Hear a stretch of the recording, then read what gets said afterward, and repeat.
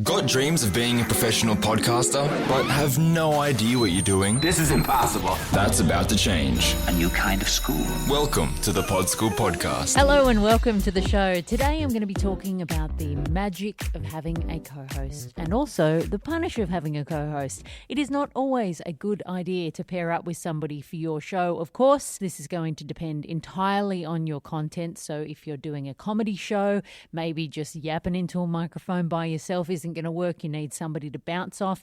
But if you are umming and ahhing about it, but you're not quite sure, I just wanted to jump into your ears and give you a few things to think about that will be important to keep in mind when you're making the decision. The first thing that I'd say is that if you are brand new to this, it can seem like the best option because you might be scared to do it on your own. It is, I guarantee, a weird experience to talk into a microphone by yourself and to get that energy and tone and excitement that you need to actually engage an audience. So it can be really tough to learn to do that until it becomes quite natural. An easy way to sort of solve this can be to jump in and grab a co-host, but there are a lot of reasons why co-hosting with somebody can be more trouble than it's worth. Yes, it's much easier to have that conversational chemistry and that energy with somebody else in the room, but some things to think about before you lock down a friend or a work colleague or someone and say, let's do this, is that you need to make sure that you are both equally committed to the project.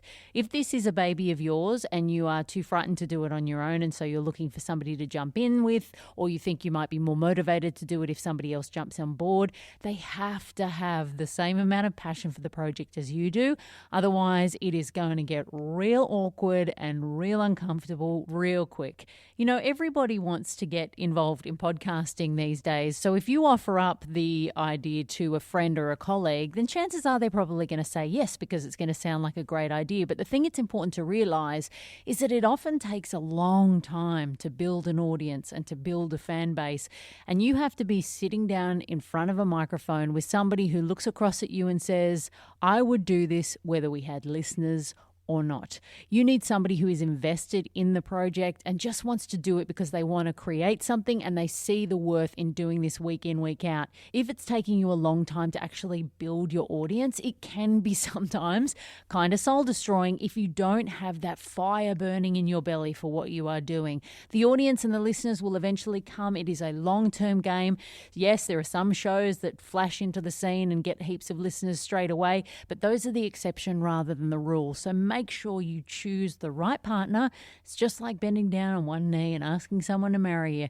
You got to stick with this person week in, week out, and you want to make sure that they are on the same page. So keep that in mind and think to yourself, if this is really your passion project and something that you want to do, but you can't find somebody who is equally as dedicated, then it might be worth just spending the time to practice and get over those nerves and get comfortable behind the microphone by yourself, because you know you will always be willing to turn up every week and get that show out that maybe somebody else might not be that committed to. The other thing that is fantastic about having a co-host is chemistry and that energy that you get when you're across from somebody, but it can have negative effects on your podcast. Sometimes chemistry, if it's very easy for you to sit down across from somebody and wing it and still have a good time, it can actually make you lazy because you can kind of feel, oh, well, we don't have to prep as much because once we sit down together, we'll find somewhere to go.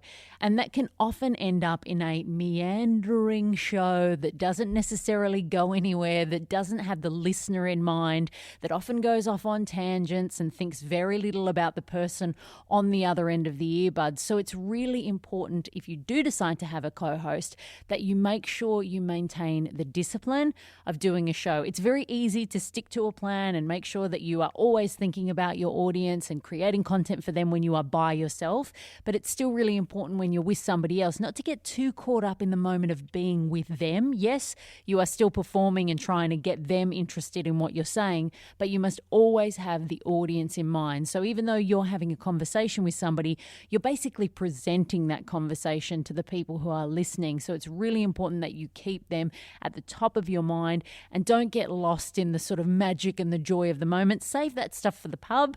Have all of your great convos at the pub that nobody really cares about or wants to listen to, but just be mindful of being disciplined and making sure that your show still stays on track so it doesn't end up being a waffle waffling mess that somebody listens to and goes, guys, do you even know I'm here? You just never want to forget the people that are turning up to listen to your show. And often that takes planning, preparation. I know, all the boring stuff, but it's still important if you have a co-host that you do all that stuff as well. If you decide that co-hosting is definitely for you, if it suits your show, if you know you've got a partner in crime that is going to hold your hand, Thelma and Louise style, and leap off that cliff, then fantastic. Here are some tips, if that is you, that will help you work well with them. The first I would say is to please use hand signals. Sometimes people say, oh, hand signals are for babies, but they're not. They're absolutely for professionals.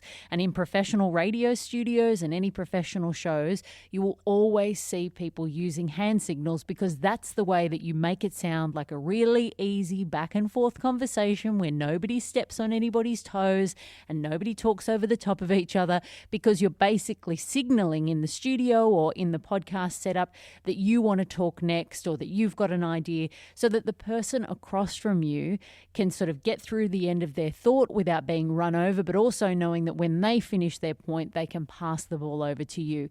It really helps to move things along in a way that sounds a lot more seamless when you hear it in your ears, but in the studio or in your lounge room, if that's where you record, you can basically look like you're directing traffic if you want to, but your audience will never know.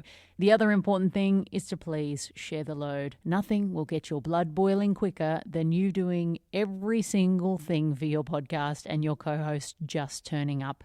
Sit down at the beginning of the process and divide up what needs to be done. Who's going to do the show notes pages? Who's going to upload the episodes? Who's going to share things out via social media? You want to make sure that everybody is doing their part so that no resentment builds in the show, because you just can't have that magical chemistry that people love to listen to if you're sitting across from your co-host, staring into their soul, trying to make them feel guilty for the fact that they've done absolutely nothing for the show. This again will come down to the person that you choose to be across from. But once you do choose that person, do make sure you are bringing equal things to the table, because that will make it much easier for this to be a longer term project. My final piece of advice, and the most important of all, is that if you have a co-host, your number one goal should be to make them sound amazing.